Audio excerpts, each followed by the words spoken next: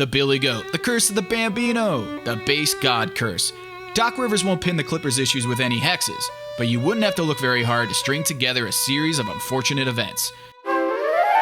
Chris Paul missed 20 games with a separated shoulder. Jared Dudley says he played through a fracture in his left knee all year. And JJ Redick had a bulging disc in his back. Season over, no conference finals. Blake Griffin, staph infection out 15 games. Chris Paul misses 2 playoff games with a bad hammy. Season over, no conference finals.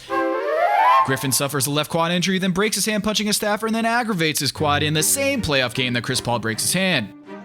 Season over, no conference finals.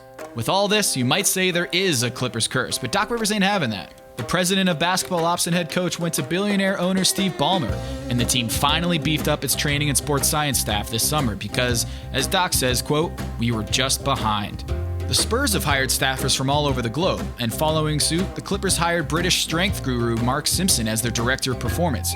They added a director of sports performance psychology and a performance scientist / biomedical analyst. Fancy stuff. But there's only so much you can do. Blake Griffin needed knee surgery in December, and Chris Paul is out with a torn ligament in his thumb. The hope that the Clippers can be stitched back together in time for another finals pursuit. This time, a healthy dose of science might finally reverse the so-called curse. To DeAndre Jordan, great feed, serious slam.